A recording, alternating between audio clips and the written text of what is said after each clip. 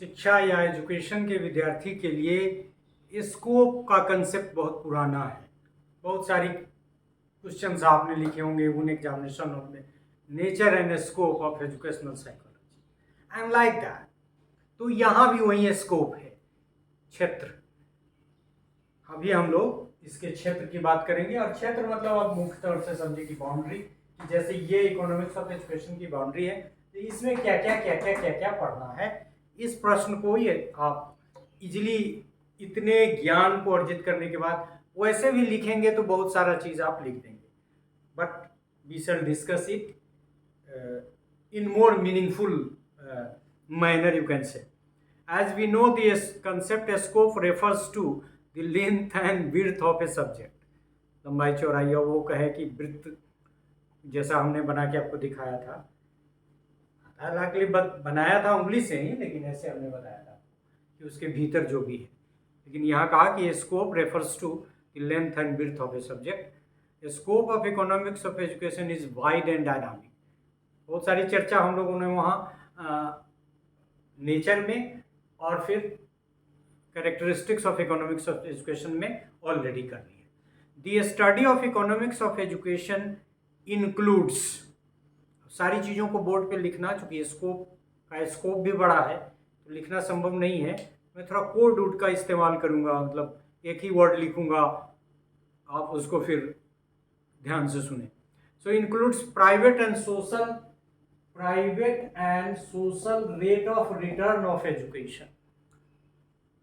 Social rate of return to education मतलब आप खर्च करें या सरकार खर्च करे, दोनों का व्यक्तिगत क्या लौटता है और फिर सरकार को क्या लौटता है। Human capital formation,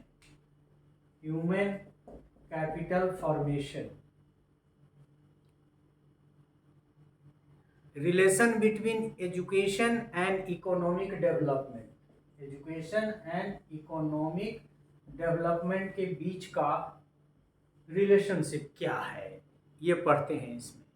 educational cost and benefit, education क्या कॉस्ट करेगा, एजुकेशन में कितने तरह का खर्च है और इसका बेनिफिट क्या है जो उस खर्च को हम करते हैं। Educational planning, efficiency and education, educational planning, education and efficiency, educational planning, efficiency and education, efficiency and education मतलब इफिशियंसी कैसे बढ़ती है एजुकेशन से। Cost effectiveness of education, obvious है सरकारी खर्च ज़्यादा कॉस्ट इफेक्टिव है। एजुकेशन एंड इक्वलिटी एंड मेरी मूड, कुछ की और चर्चा। तो ये सारी चीज़ें मुख्य रूप से इंक्लूड्स, मतलब economics of education includes private and social rate of returns to education, human capital formation, relation between education and economic development, educational costs and benefits, educational planning, efficiency and education, cost effectiveness of education, education equality etcetera. बहुत कम है इसमें आगे, और these जो भी ऊपर लिखा है हमने, कुछ जो 2 4 6 हमने स्कोप में डाला है, are the essential areas to be included in economics of education. इसके बिना इकोनॉमिक्स ऑफ एजुकेशन का स्ट्रक्चर ही तैयार नहीं होगा। और एक नाम है हैंसन,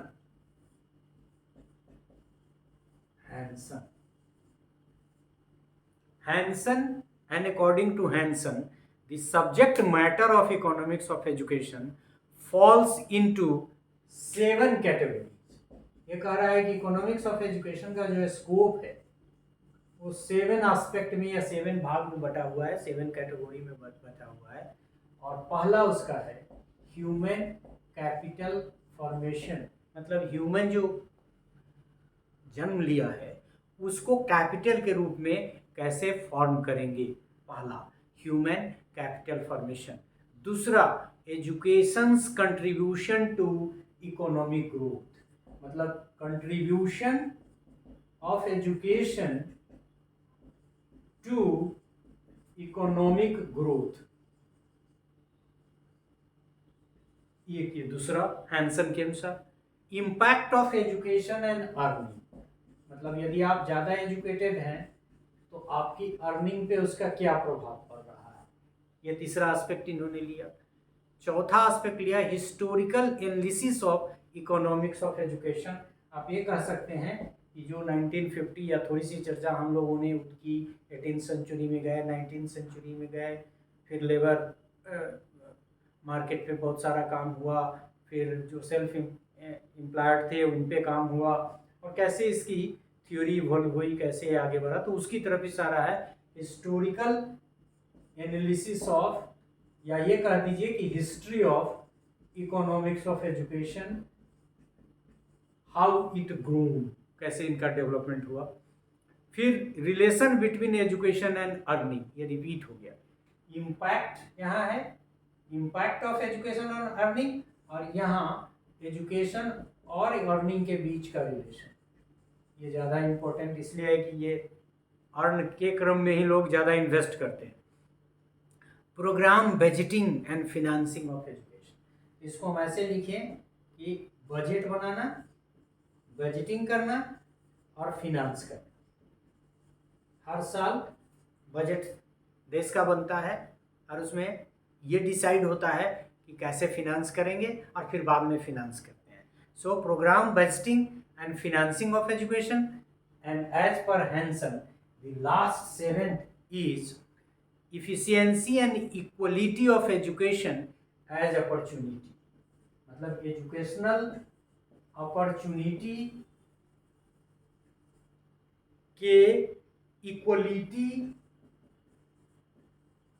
एंड इफिशियंसी से संबंधित इसकी चर्चा, मतलब ये जानने का कि how efficient and how equality is there in an educational system that is providing equal opportunity to all in an efficient manner. So according to Hansen, I read out again, इन्होंने कहा कि जो कंटेंट मैटर है economics of education का, that can be divided human capital formation, education's contribution to economic growth, impact of education on earning, historical analysis of economics of education, a relationship between education and earning, वहाँ on है, यहाँ program budgeting and financing of education, and last the 7 efficiency and equality of education as opportunity. But the beginning discussion in which we write something, the Hansen categorization is not enough. There are other scope of economics of education that can be like this. Here I shall be writing, that is educational cost, फिर funding pattern, funding सीधे हम funding लिखेंगे, funding pattern of education, किसको कितना fund करने में क्या ध्यान रखना है, और इसके एक सिस्टम बने हुए हैं। फिनेंसिंग वाले एस्पेक्ट को हमको डिस्कस करना है, वहाँ हम लोग विस्तार से इसको समझ पाएंगे। Educational planning and the relationship between planning, financing and policy, इसकी चर्चा हम लोग थोड़ी सी कर चुके हैं। Human capital formation, human capital formation, फिर इन्वेस्टमेंट इन एजुकेशन, मतलब एजुकेशन एज इन्वेस्टमेंट, फिर cost benefit analysis of education, इसको CBA बोलते हैं, cost benefit analysis of education, मतलब एजुकेशन का कॉस्ट बेनिफिट एनालिसिस, कैसे कॉस्ट बेनिफिशियल हो रहा है। Rate of return to education, ये फिर ह्यूमन रिसोर्स वाले में भी इसकी चर्चा हम लोग करेंगे।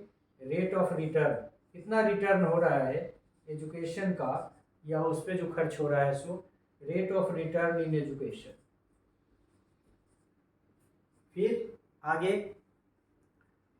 Efficiency in education and singling theory, मतलब इफिशियंसी को कैसे ये बढ़ा रहा है। सो इफिशियंसी इज ए फैक्टर। फिर आपका थोड़ा सा मैं सॉफ्ट करूँ इसको,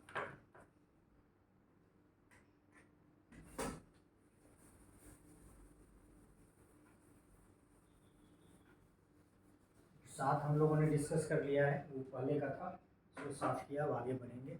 सो efficiency in education, efficiency in education, इसकी चर्चा हालांकि यहाँ भी थी।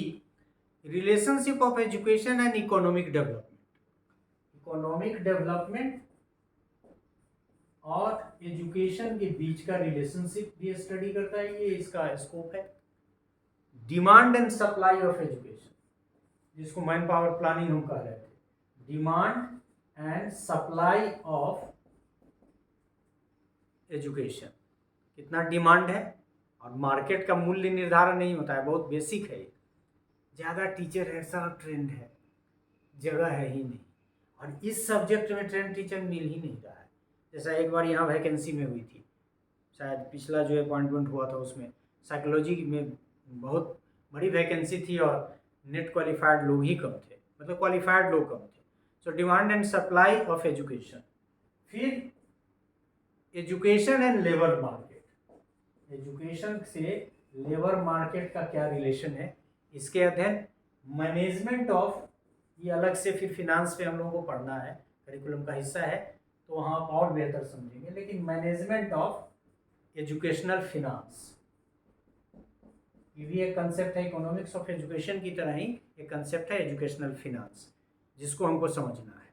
तो इस तरह से कुछ तो हम लोगों ने लिखा, कुछ आप स्वयं लिख सकते हैं, और इकोनॉमिक्स ऑफ एजुकेशन के स्कोप को लिमिट कर सकते हैं, और इन सब को हम भूल जाएं तो बहुत सारी चीज़ें हम वैसे भी लिख सकते हैं, क्योंकि उसमें शिक्षा और अर्थशास्त्र के बीच का संबंध होगा, फिनांस के बारे में बात होगी, एजुकेशनल पॉलिसी के इम्प्लीमेंट करने की बात होगी, मैन पावर प्लानिंग की बात होगी, रिसोर्स के एलोकेशन की बात होगी, और यदि आप उसका विस्तार करेंगे तो निश्चित रूप से आप उसको ज़्यादा समझ पाएंगे।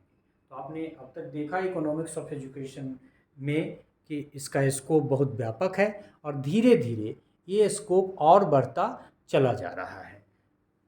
ये स्कोप की चर्चा करते हुए कुछ लोगों ने आगे की और बातें कही हैं, और वो बातें यह है, एक नाम है, उन्होंने कुछ सब हेड में इसकी चर्चा की, वही चर्चा हम लोगों को अभी करनी है। उनका नाम है कार्नोय।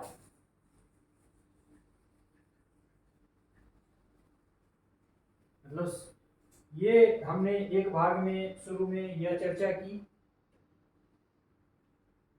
Scope of economics of education में, कि जो मुख्य बातें थी 3-4 हम लोगों ने यहाँ लिखी। फिर एक महाशय के संदर्भ में जिन्होंने 7 की चर्चा की, उसके बारे में देखा। फिर हम लोगों ने अपने कुछ पॉइंट्स बनाए, तो इस तरह से अपना देखा, फिर हैंसन के 7 क्लासिफिकेशन को देखा, और फिर कुछ और पॉइंट्स लिखे। अब हम लोग, एक नाम है कार्ने, ये कार्ने, अभी यहाँ लिखना थोड़ा कठिन होगा,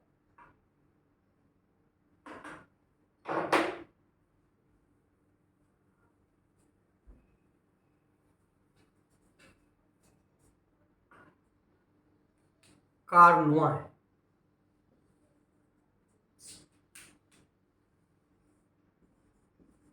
कार्नोय 1995, हमको लगता है कि दिख रहा होगा आप लोग, has noted 5 major areas of economics of education.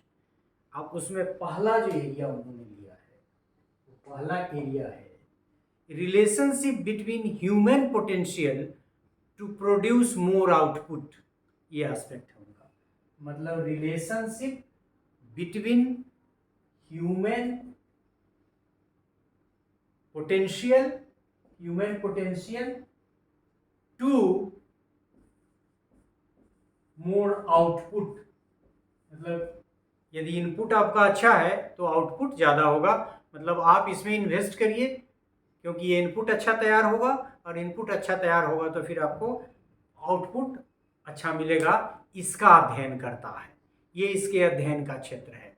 Other than increase in cognitive skills, intellect due to schooling, it is the relationship between employers, top managers and employees, and the place of autonomy and innovation in the organization's scheme of things that determines the role of education in enhancing productivity।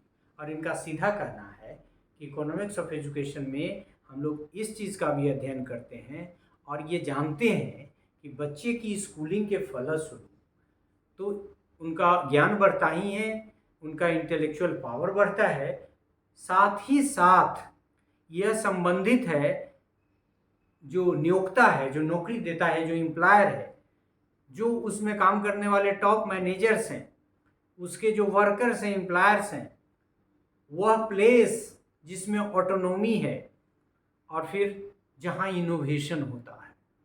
Innovate, आपको शायद याद हो emotional intelligence पे काम करके कितना ज़्यादा Johnson and Johnson से पैसा ले लिया गया था एक मनोवैज्ञानिक के द्वारा। उनका रिसर्च था, मैं नहीं कर रहा हूँ कि उन्होंने गलत ढंग से लिया, लेकिन it was his knowledge that produced economy. उन्होंने यही कहा था कि मैनेजर जो हैं वो यदि ज़्यादा इमोशनली इंटेलिजेंट है तो प्रोडक्शन ज़्यादा होगा।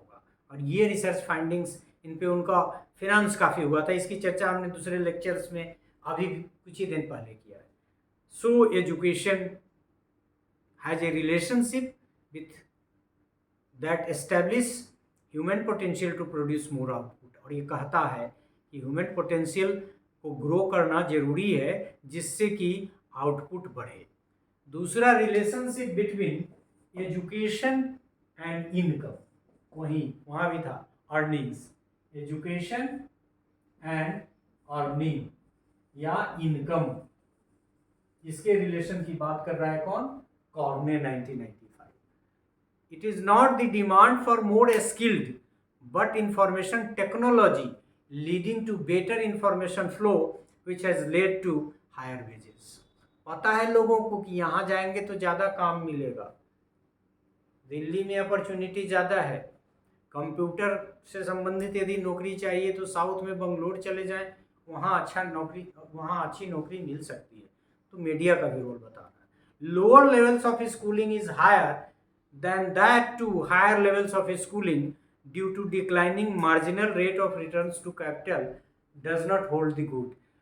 मतलब यह है कि जो लोअर लेवल ऑफ स्कूलिंग है वो higher education level of education यदि आपने प्राप्त किया है तो आपकी अर्निंग ज़्यादा होगी, ये स्कोप है। और ये बताता है कौन? इकोनॉमिक्स ऑफ एजुकेशन आपको। Instead the expansion of schooling system has to led to a decrease in pay of lower levels of schooling. मतलब वो ऑब्वियस है कि कम शिक्षित हैं, यदि भी कम शिक्षित भी यदि किसी ऐसे फील्ड में स्किल्ड हैं जो यूनिक फील्ड है, उसमें कम लोग मिल रहे हैं तो ही और सी विल बी पेड मोर। तीसरा इन्होंने जो एस्पेक्ट लिया, relationship between income distribution and economic development. मतलब इनकम का जो डिस्ट्रीब्यूशन होगा ये भी रिलेटेड है किससे? इकोनॉमिक डेवलपमेंट से। ये भी बताता है हमको, मतलब इकोनॉमिक्स ऑफ एजुकेशन ये बताता है, इसका अध्ययन करता है कि इकोनॉमिकल डेवलपमेंट एंड ये income distribution is related. Rising level of education are associated with more equal income distribution. मतलब सब पढ़ा सबका, एक तो कंसिस्टेंस की तरफ भी इशारा है थोड़ा सा। मोर equal income distribution had positive effect on economic growth. ये एक रिसर्च फैक्ट है, किनका है? कैस्टेल्स का, एक CASTELLS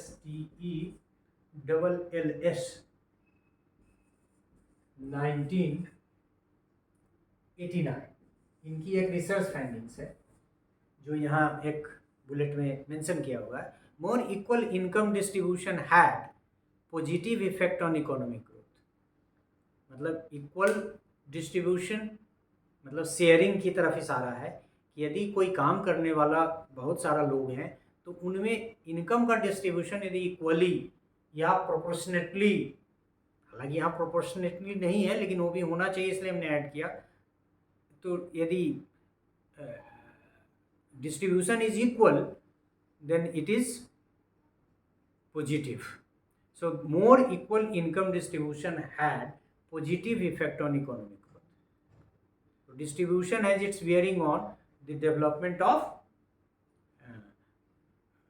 economy. Countries like Korea, Singapore and Taiwan provide good examples of economic development due to high quality public education and developmentalist public policy. ये एक research finding यहाँ भी है कि जो राष्ट्र हैं कुछ, जिसमें कुछ नाम है कोरिया, सिंगापुर और ताइवान, इन लोगों ने अच्छी पब्लिक एजुकेशन मतलब सरकारी शिक्षा ज़्यादा अच्छी प्रदान की है और जो उनका अप्रोच है इनकम के डिस्ट्रीब्यूशन का वो डेवलपमेंटलिस्ट पब्लिक पॉलिसी है। इसके कारण वहाँ ग्रोथ रेट ज़्यादा है, वहाँ का इकोनॉमी ज़्यादा डेवलप हुआ है, ऐसा रिसर्च आपको बता रहा है। चौथा एस्पेक्ट ये कहता है the production function of education needs to take into account the processes involved in education. The production function मतलब production function of education needs to take into account the process involved in education। मतलब education का जो process है it must be involved in order to analyze or estimate the production function of education, like production in enterprises in education system, participation in decision making and innovations by teachers, parents and students is very crucial in increasing educational productivity। ये भी एक अध्ययन का विषय है कि educational productivity बढ़ जाती है तब जबकि एजुकेशन सिस्टम में पार्टिसिपेटिव डिसीजन मेकिंग होते हैं, इनोवेशंस टीचर के द्वारा होते हैं और कुछ crucial decisions parents and students के जो गार्जियन हैं वो लेते हैं। तो प्रोडक्टिविटी का रिलेशनशिप एजुकेशन से। Sound educated and skilled man power, it is more important. Sound educated and skilled man power utilises every type of resources in a better manner. और इस पॉइंट में हम ये भी कह सकते हैं कि यदि साउंड है, एजुकेटेड और स्किल्ड मैन पावर है तो वो ज़्यादा इस्तेमाल करता है किस चीज़ का, ह्यूमन रिसोर्स का और उसके साथ साथ अदर रिसोर्सेज का बेटर उससे प्रोड्यूस करने में। फिर पांचवा जो इनका एस्पेक्ट है इसकी यदि हम बात करें तो ये कहता है the idea of private education being better than public education is not acceptable to economist today. मतलब ये करने का हमको लगता है कि वैसे तो सभी इम्पोर्टेंट है स्कोप, और स्कोप क्या कहें, एक तरह से ये इम्पोर्टेंस बता रहा है, नीड बता रहे हैं, लेकिन ये जानना चाहिए, पढ़ना चाहिए, इसके माध्यम से ये स्कोप बता रहे हैं। तो ये जो इनका कहना है कि investment private, the idea of private education being better than public education is not acceptable bye economics today. जैसे आप प्राइवेट स्कूल की शिक्षा और पब्लिक स्कूल की शिक्षा यदि इकोनॉमिक टर्म में कंपेयर करते हैं और यदि आप ये समझते हैं कि private education is paying more, then it is a wrong notion as पर दिस कार। मेरा भी ये मानना है कि सरकार अच्छी शिक्षा सबको दे, झूठ मूठ के जात पात की राजनीति नहीं हो, झूठ मूठ के सब्सिडी की चर्चा नहीं हो, कास्ट और रिलीजन की चर्चा नहीं हो। आप जॉब के नाम पे सबको बहलाते हो इसलिए कि आप जॉब सबको दे नहीं सकते हो, और यही एक फैक्ट है।